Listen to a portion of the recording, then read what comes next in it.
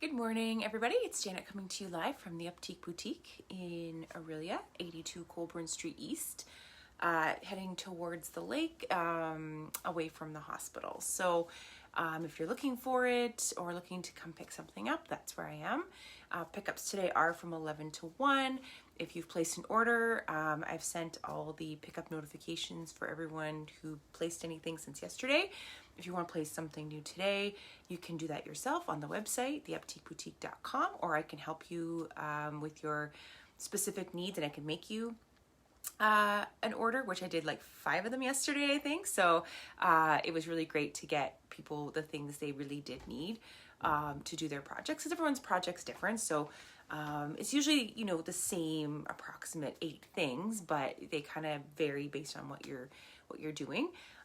So I thought I would talk about brushes and why do we you need a specific brush, or are the brushes worth the while? I always kind of talk people into them if they're doing multiple projects, because I consider the brushes an investment. So I want you guys to get a lot of good use and enjoyment out of them. So I use ClingOn brushes. I recommend ClingOn brushes. I love ClingOn brushes. They are handmade in Holland. They have acrylic bristles. They are not animal bristles, and they have all different kinds. They hold a ton of paint. They never lose a bristle, and they minimize brush strokes. So I can't say enough good things about the brushes. There are different, different brushes for different projects, I guess you could say. And then how do you care for them as well? I need my soap. Okay, that's the last thing. Let me just grab my soap too.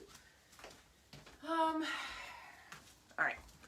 So if you are doing, say, intricate chairs or anything with detailing or rounded edges, I would definitely go with the round ones. So right now I have R16s. So they range from R12 up to R20, and R20 is the biggest, R12 is the smallest. So I would go R12 for a chair and an R18 for, say, a dresser, or R20, just depending on what you like. I often recommend holding them in your hands first too, just to see what feels good.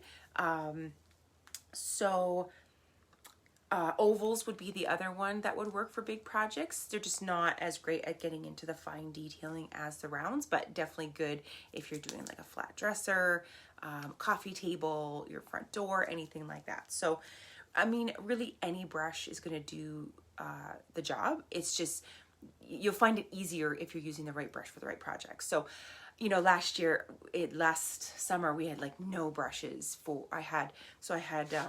there was only certain ones available. So I was having people do round chairs with flat brushes, and it could do the project, but it might've been incredibly frustrating to do it because it's just a little bit harder. So if you can use the right brush for the right project, it just works out a lot better for you and how it goes.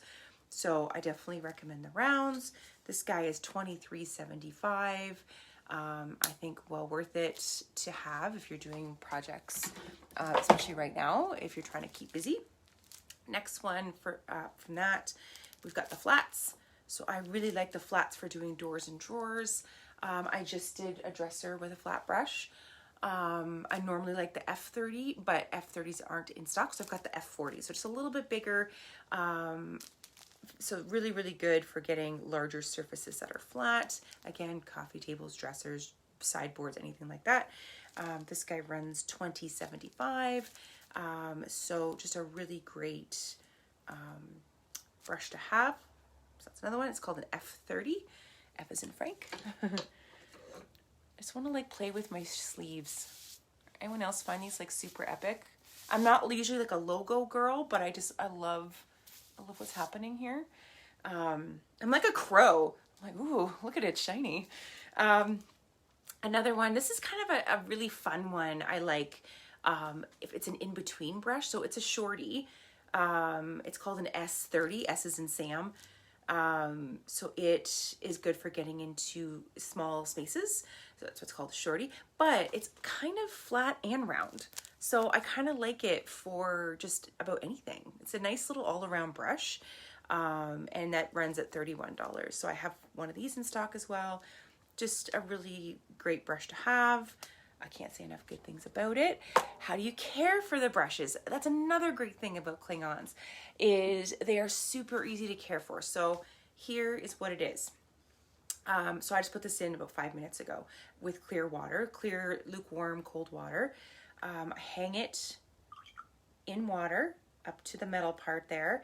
And then as you can see, the paint's already dropping out. So that's all it does. The paint just drops out.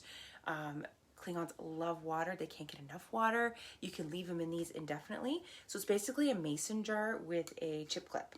This is the only clip I've found that actually makes it stay in there straight. So laundry clips, all the things, they just make it fall down. So these ones here, I do sell the kit, the jar and the clip for $7.95. Just something you can grab if you don't want to have to go and find anything, especially right now. I am getting some more mason jars today from somebody. So if you get a brush, the other two brushes didn't have strings, but if you get a brush with strings, see them here and here, that's where you want to hang the water to, and you don't want to cut these strings off this way, because that's what keeps the bristles sturdy. The reason why these love water is because it makes the bristles more flexible. So when I first start, I sold a lot of brushes this week. So anyone who's gotten a new brush, just spritz it with a little bit of water just to make it more flexible, but not a lot. You don't want, water and fusion don't really love each other unless you're doing like a blendy project. So just a little bit of water on that one. And then if you're switching from color to color, I would wash the brush out then. The linseed soap, you can see mine, it's well used, smells amazing, smells like ivory soap. So it goes on, you just use like a little dime size amount, like probably like that. And then I just kind of like sweep it around the brush. I was kind of hoping that would go back in. Yeah, so when I'm changing from color to color, then I will wash the bristles with the soap.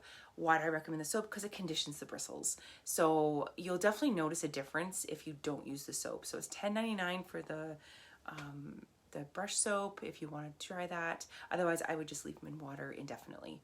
That's about it for brushes.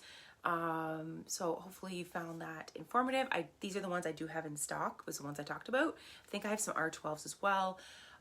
My go-tos are on back order, so I have a bunch of R20s and R16s coming. Flats aren't in other than the ones I have. So hopefully that will change soon, but life is what it is right now. It's a lot harder to get things. So I'm kind of just taking whatever I can get at this point and getting these into your hands so you have something to do. So creativity is incredibly good for your mental health. I 1,000% don't know where I'd be if I didn't have this. Like, I know that I've had my struggles and that things have been hard, but if I didn't have this, I don't even know. Like, yeah, this lockdown, it's been hard. Like, it's been incredibly hard because I'm closed, and you know, I was just starting to get into a schedule and just starting to feel kind of good about things again, and we're back to square one again. So, but I can stay open, and there's curbside and shipping and delivery in Aurelia and all the things. So if you are interested in anything, place your orders on theupteakboutique.com, which is my website, and I will talk to y'all soon. So have a great day. Bye.